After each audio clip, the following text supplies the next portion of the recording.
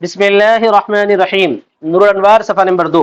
قال المصنف بعدما تیمن بالتسمیہ، مصنف نے کہا تسمیہ سے برکت حاصل کرنے کے بعد، تیمن برکت حاصل کرنے، تسمیہ سے برکت حاصل کرنے کے بعد مطلب یہ ہے، مصنف نور الانوار کہتے ہیں کہ المنار والے نے بسم اللہ الرحمن الرحیم بولنے کے بعد یہ کہا، کیا کہا؟ الحمدللہ الذی ہدانا الی الصراط المستقیم، تعریف ہے اس اللہ کے لیے جس نے ہم کو ہدایت دی مستقیم راستے کی طرف۔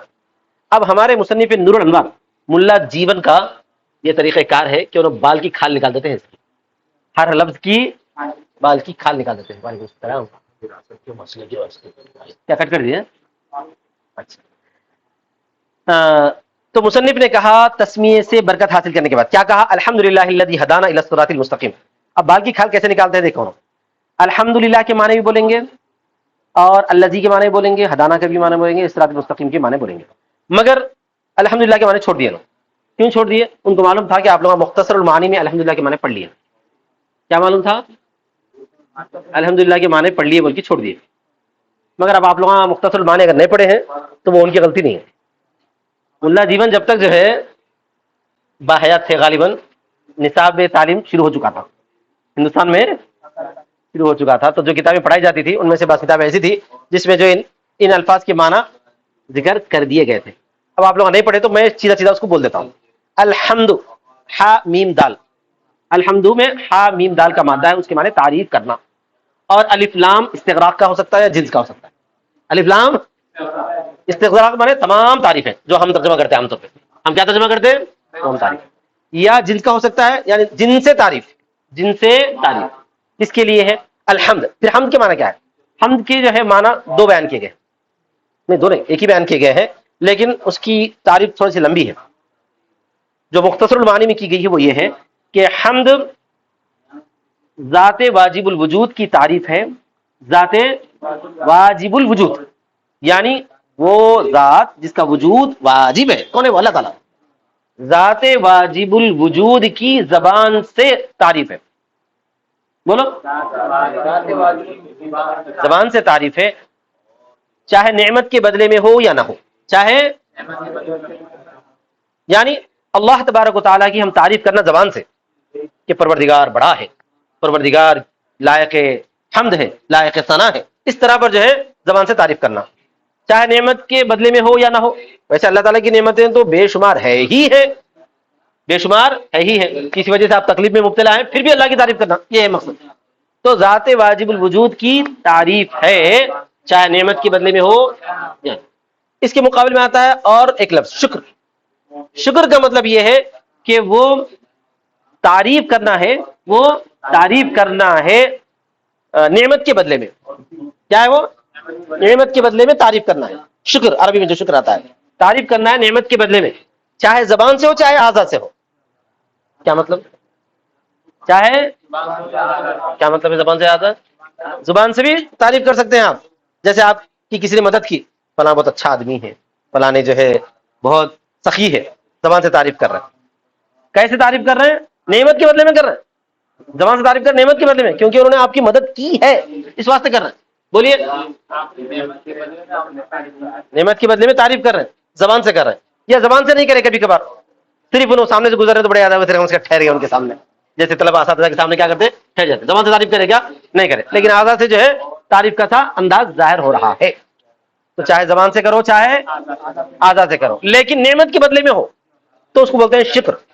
تو حمد اور شکر جو ہے دونوں ایک جگہ جمع، عموم خصوص من وجہین کا تعلق ہے اس کے اندر، دونوں ایک جگہ جمع بھی ہوتے ہیں، دونوں ایک جگہ جدا بھی ہوتے ہیں۔ بعض مرتبہ حمد ہوتی ہے، بعض مرتبہ حمد ہوتی ہے، شکر نہیں ہوتا، زبان سے تعریف کر رہے بغیر نعمت کے، زبان سے تعریف کر رہے ہیں بغیر نعمت کے، تو وہاں پر کیا ہے؟ حمد ہے، شکر نہیں ہے۔ اور بعض جگہ شکر ہوتا ہے حمد نہیں ہوتی ہے، یعنی اعضاء سے تعریف کر رہے ہیں نعمت کے بدلے میں کر رہے ہیں، تو وہاں پہ کیا ہے بھائی؟ شکر ہے، حمد نہیں ہے۔ بعض جگہ حمد و شکر دونوں ہوتے ہیں، تو اللہ تعالیٰ کے لیے دونوں ثابت ہیں، زبان سے بھی تعریف ہو رہی ہے، اعضاء و جوارح سے بھی تعریف ہو رہی ہے، اور نعمت کے بدلے میں بھی ہے، سمجھ میں بغیر نعمت۔ تو حمد اور شکر دونوں بھی اللہ تعالیٰ کے لیے ہیں۔ تو عام طور پر اللہ تعالیٰ کی زبان سے تعریف کی جائے اور نعمت کے بدلے میں تعریف کی جائے تو یہ حمد اور شکر اس میں دونوں شامل ہو جاتے ہیں۔ ان دونوں سے ہٹ کے اور ایک لفظ آتا ہے عربی میں مدح، غیر اختیاری چیزوں کی تعریف کرنا، اس کو مدح کہا جاتا ہے. غیر اختیاری چیز کچھ بولتے ہیں، یعنی کسی کی خوبصورتی کی تعریف کرے، جیسے زاہد میں تعریف کر دیے اس کی کسی خاص منظر کی بھی، ہاں صبح کے منظر کی تعریف کرے، ارے کیا خوبصورت صبح تھی یار، تیرے شہر کا موسم سہانا لگے، تیرے شہر کا موسم سہانا لگے، ایک شام چرا لوں گر برا نہ لگے. آیا سمجھ میں؟ بہت شاندار شعر ہے. تیرے شہر کا موسم سہانا لگے، ایک شام چرا لوں گر برا نہ لگے. تو یہ جو ہے یہ کیا ہے؟ یہ مدح ہے. یہ کیا ہے در حقیقت؟ مدح ہے. جیسے صبح کی تعریف کرتے ہوئے جشم الہابادی نے کہا تھا، ہم اہل نظر کو ثبوت حق کے لیے، ہم اہل نظر کو ثبوت حق کے لیے، اللہ تعالیٰ کے ثابت جاننے کے لیے، اللہ کے موجود ہونے کو جاننے کے لیے، اگر رسول نہ ہوتے تو صبح کافی تھی. کیا بولا انہیں؟ بہرحال تو یہ ہے ہم مدح، جس میں جو غیر اختیاری چیزوں کی تعریف ہوتی ہے. اس کا اختیار ہے کیا؟ وہ منظر کا اختیار ہے کیا انہیں اچھا ہونے کی؟ در حقیقت اللہ تعالیٰ وہ منظر کو اچھا بنا، اچھا ہو گیا. کہ کوئی پرندے کی تعریف کرے، کوئی انسان کی تعریف کرے، کوئی خوبصورت شے کی تعریف کرے. خوبصورت بولتے جو ہے فوراً ذہن کسی اور طرف سے رہا تھا. یہ سب کیا ہے؟ یہ غیر اختیاری چیز ہے. الحمدللہ الذی ہدانا الی الصراط المستقیم. تفسیر قولہ الحمدللہ واضح، الحمدللہ کی تفسیر واضح ہے، کیونکہ یہ سب پڑھ لینا مطلب اس واسطے ہمارے مصنف ملا جیون جو ہے اس کی تعریف نہیں کریں، البتہ ہدایہ کی تعریف کرتے ہیں. وَأَمَّا الْهِدَایَہ، اور بہرحال ہدایہ. ہدایہ بولتے کسے ہیں؟ آپ بولیں کہ ہدایہ ہمیں کتاب پڑھے ہیں، بہت اچھی کتاب تھی. یہ وہ کتاب نہیں ہے یہاں پر، یہ ہدایہ قرآن مجید میں جو ہدایت لکھی ہے نا اس ہدایت کا ہے لفظ. فَكَمَا قِیل، جیسا کہ کہا گیا ہے. یعنی ملا جیون اپنے اوپر ذمہ داری نہیں لیتے ہیں، دوسرے لوگ کہیں. الدلالۃ الموصلۃ الی المطلوب، وہ دلالت جو مقصد تک پہنچانے والی ہے. ہدایہ کے دو معنی بیان کیا جائے. ہدایہ کے ایسی دلالت جو مقصد تک پہنچانے والی ہے، نمبر ایک. اور دوسری تعریف ہے الدلالۃ علی ما یوصل الی المطلوب، اس چیز پر دلالت جو مقصد تک پہنچانے، جس کے ذریعے تم مقصد تک پہنچ سکتے.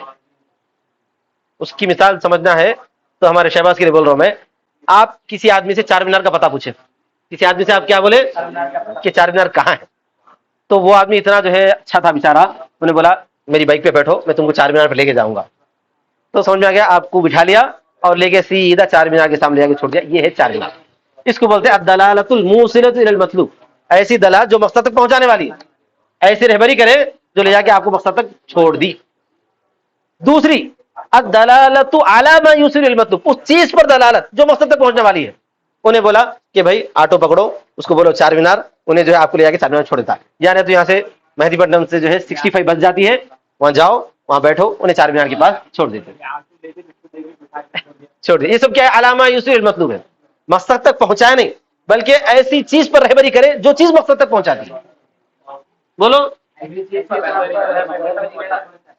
تو اللہ تبارک و تعالیٰ انسان کو جو ہدایت دیا دو قسم سے بھی ہے. یہ ایک تو یہ ہے کہ اللہ تعالیٰ نے ہم کو ایسی ہدایت دی کہ الحمدللہ الذی ہدانا لہذا وما كنا لنهتدي لولا هدانا اللہ لقد جاءت رسل ربنا بالحق. سمجھ آ گیا سب کہ جو ہے جنتی جب جنت میں پہنچیں گے تو وہ بولیں گے کہ اللہ تعالیٰ نے ہم کو اس کی ہدایت دی ہے، یعنی ہم کو اللہ نے جنت تک پہنچایا ہے، ہم کو اللہ نے. تو یہ ہدایت موصل الی المطلوب ہے. اور دوسری کیا ہے؟ اللہ تبارک و تعالیٰ نے ہدایت دیا، رسولوں کو ہمارے پاس بھیجا، رسول آگے بولے کہ دیکھو میاں صدیق اچھے کام کرو جنت میں جائیں گے، اچھے کام کرو جنت میں چلے آتے. تو یہ ایسی ہدایت ہے جو اس چیز کی طرف آپ کو پہنچایا جو ہے جنت کے راستہ آپ کے لیے آسان کرتی ہے. سمجھ میں آنا. تو اب یہ بعض مصنف حضرات فقہا یہ بولتے ہیں کہ جب اللہ کی طرف مراد لیا جاتا ہے تو ہدایت موصل الی المطلوب ہوتی ہے، جب بندوں کی طرف یا قرآن کی طرف منسوب کیا جاتا ہے تو وہ ہدایت ہے جو ہے مقصد تک پہنچانے کی طرف رہنمائی کرنا ہے. ایسا ہوتا ہے، ایسا بولتے ہیں. لیکن آپ لوگ غور سے سنو، ہدایت کا معنی عام ہے، اللہ کے لیے بھی دونوں ہدایتیں ہو سکتی ہیں. سمجھے؟ قرآن اور جو ہے یا کیا کہتے ہیں رسول کی طرف مراد لیا گیا تو پہلی والی ہدایت تو نہیں ہو سکتی، دوسری ہدایت ہو سکتی ہے. اللہ کی طرف دو طرح کی ہدایتیں مراد ہو سکتی ہے. لیکن ہمارے مصنف اکثر فقہا یہ بات بولے ہیں کہ جب اللہ تبارک و تعالیٰ کی طرف بولا جاتا ہے تو ہدایت مقصد تک پہنچانے والی ہوتی ہے، لیکن جب بندوں کے لیے یا قرآن کے لیے بولا جاتا ہے یا رسولوں کے لیے بولا جاتا ہے تو وہ اراد الطریق ہوتا ہے، اراد راستہ دکھانا، اس کو بھی ہدایت بولا جاتا ہے. کیا بولا جاتا ہے؟ اسی کا نام انہوں بولے ہیں علامہ یوصل الی المطلوب. کون سی ہدایت؟ جو مقصد کی طرف پہنچانے والی اس چیز کی طرف رہنمائی کرنا. وَأَجْمَعُوا، اور وہ لوگ جمع ہے اس بات پر کہ، وہ لوگ بولے فقہا، ہمارے مصنف جو فقہا کی جو مثال دیتے ہیں وہ یہی ہے، اس بات پر کہ انه اذا نسب الى اللہ تعالی، کہ جب وہ منسوب کی جاتی ہے اللہ تعالی کی طرف، یراد به الاول، اس سے اول مراد ہے، یعنی مقصد تک پہنچانے والی ہدایت مراد ہے. کیا بول رہے ہیں؟ مقصد تک پہنچانے والی ہدایت مراد ہے. واذا نسب الى الرسول او القران یراد به الثانی، اور جب اسے منسوب کیا جاتا ہے رسول کی طرف اور قرآن کی طرف تو اس سے دوسری ہدایت مراد ہوتی ہے، یعنی راستہ دکھانا مراد ہوتا ہے. بول رہا ہوں ان کا یہ بولنا مکمل طور پر صحیح نہیں ہے، مکمل طور پر صحیح ہے، کیونکہ قرآن مجید میں اللہ تبارک و تعالی نے اپنی طرف منسوب کر کے ارشاد فرمایا ہے کہ وَأَمَّا ثَمُودُ فَهَدَيْنَاهُمْ، کیا فرمایا؟ فَاسْتَحَبُّوا الْعَمَىٰ عَلَى الْهُدَىٰ، بہرحال سمود تو ہم نے ان کو ہدایت دی تھی لیکن انہوں نے کیا کر دیا؟ اندھے پن کو، فَاسْتَحَبُّوا الْعَمَىٰ عَلَى الْهُدَىٰ، اندھے پن کو کیا کر لیا؟ اختیار کر لیا، پسند کر لیا گمراہی کے مقابلے میں، ہدایت کے مقابلے میں. فَاسْتَحَبُّوا الْعَمَىٰ عَلَى الْهُدَىٰ، تو جب اللہ تعالیٰ کی طرف ہدایت منسوب ہو گئی ہے، اللہ تعالیٰ جب ان کو جو ہے مقصد تک پہنچا دیا تو کیسے گمراہ ہو سکتے ہیں وہ لوگ؟ سمجھ میں آ رہا میں کیا بولنا چاہ رہا ہوں؟ مصنف یہ بولے ہیں کہ فقہا اس بات پر جمع ہے کہ جب اللہ تعالیٰ کی طرف منسوب کیا جاتا تو پہلی والی ہدایت مراد ہے جو مقصد تک پہنچانے والی ہے، تو جب اللہ تعالیٰ ان کو مقصد تک پہنچا دیا تو کیسے گمراہ ہو سکتے ہیں وہ لوگ؟ تو وہاں پر بھی اللہ تعالیٰ کی طرف بھی جب منسوب کی جاتی ہے تو اس وقت بھی راستہ دکھانا مراد ہوتا ہے. سمجھ میں آیا؟ میں مصنف پر اعتراض کر رہا ہوں. یہ فقہا اس بات پر جمع ہے کہ جب اللہ تبارک و تعالیٰ کی طرف منسوب کیا جائے تو وہ مطلوب تک پہنچانا ہے، جو بول رہے ہیں وہ بات مکمل طور پر صحیح نہیں ہے. وآخر دعوانا الحمدللہ رب العالمین.